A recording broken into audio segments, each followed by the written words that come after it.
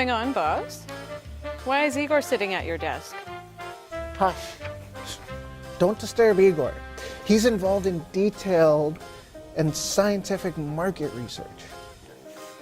Market research? When did we start doing that?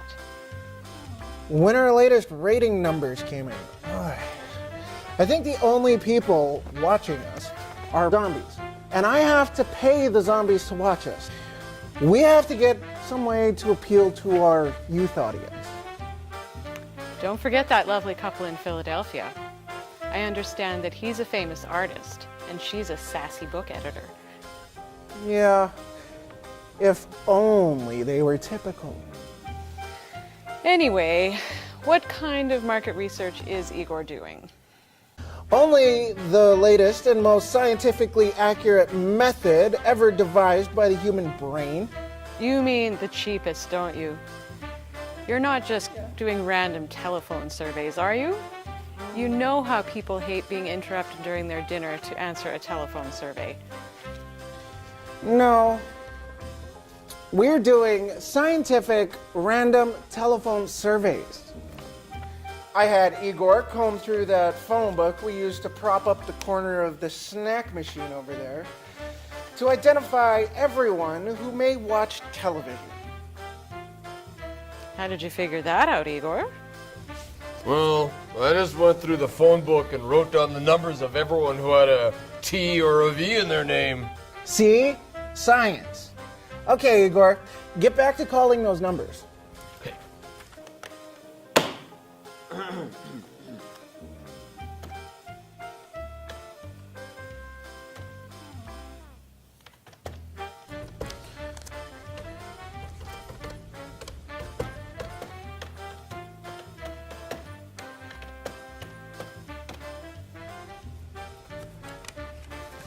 Hello?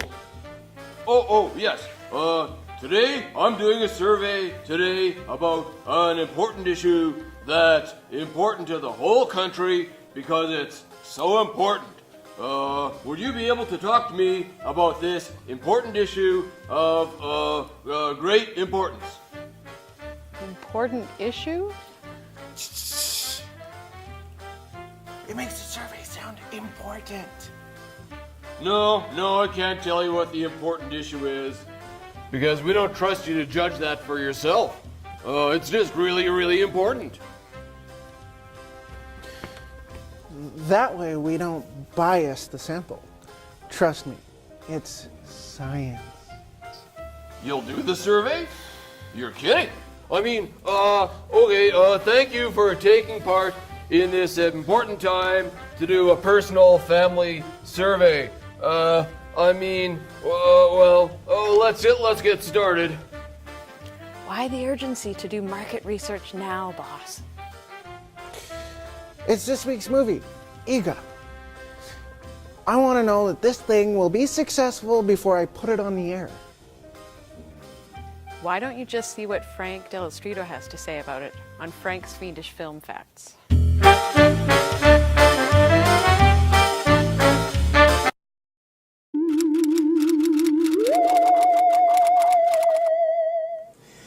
EEGAH, 1962, American.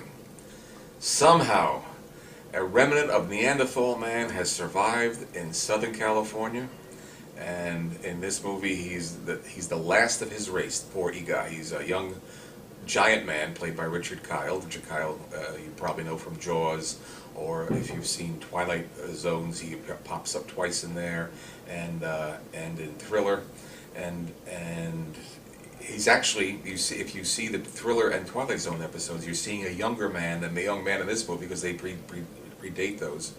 And I'll give this movie credit. It catches a sense of loneliness that he's the last of his race, which may be why he's coming into civilization.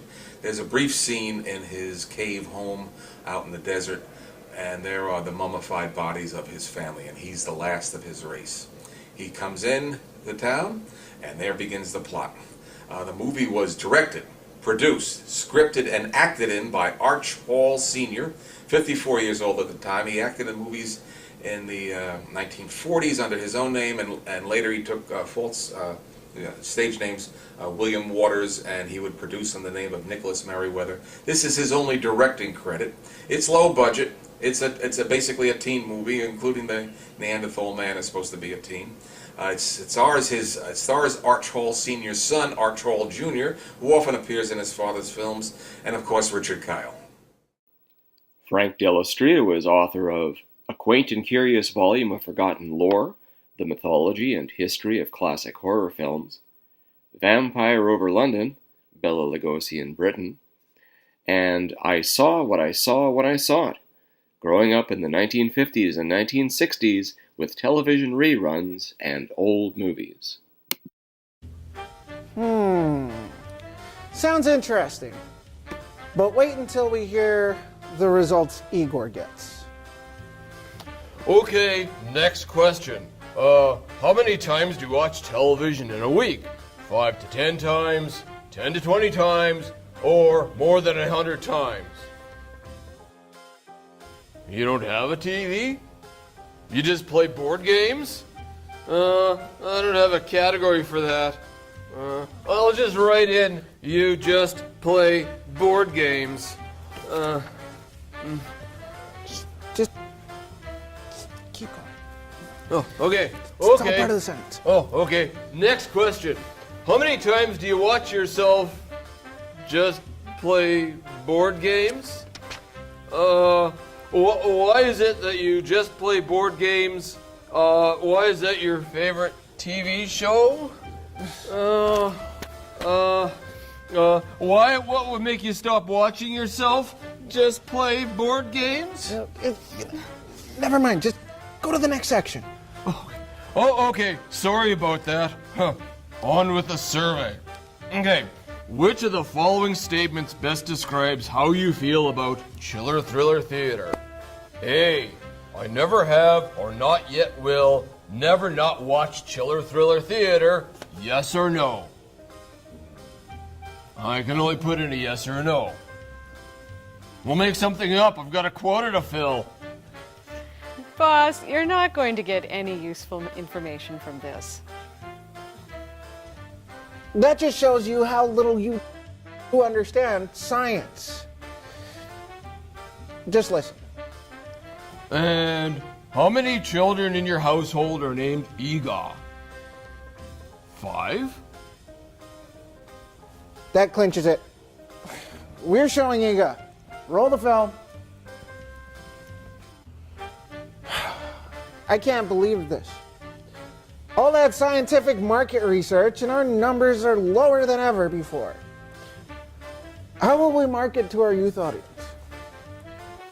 Well, boss, good market research might have helped you.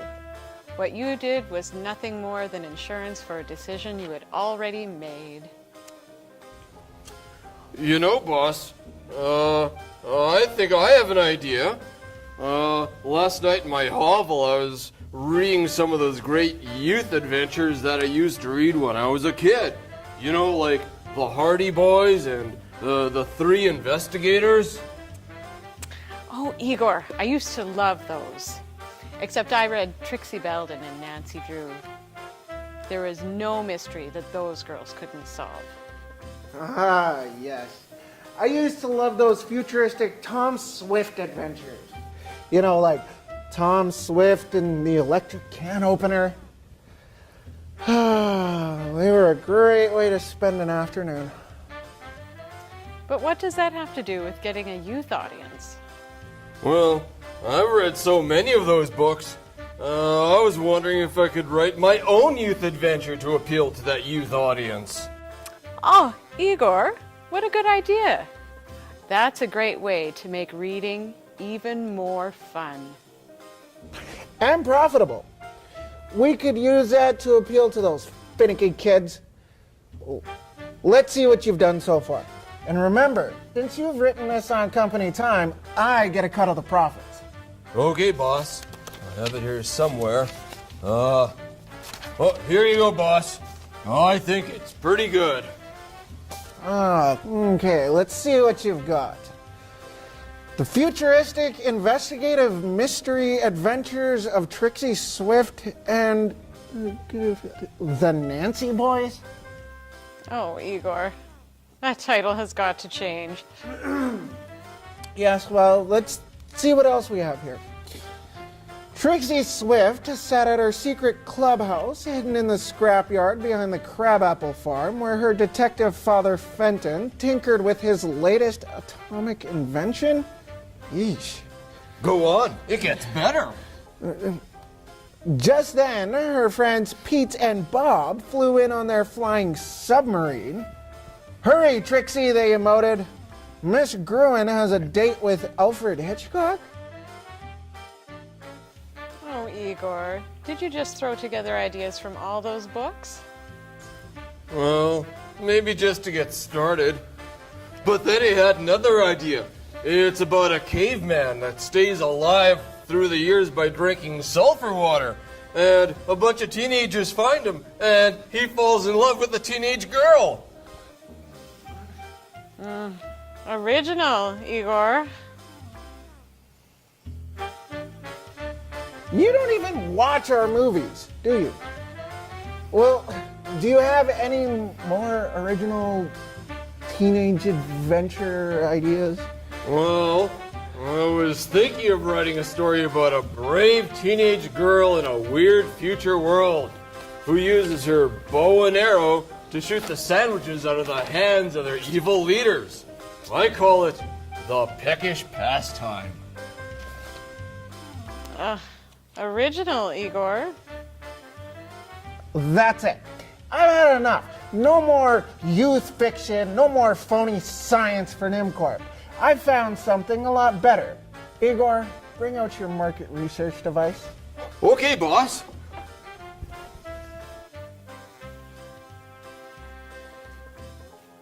Oh, no, boss. Kabbalah? Shh. The mystic spirits of marketing are about to speak.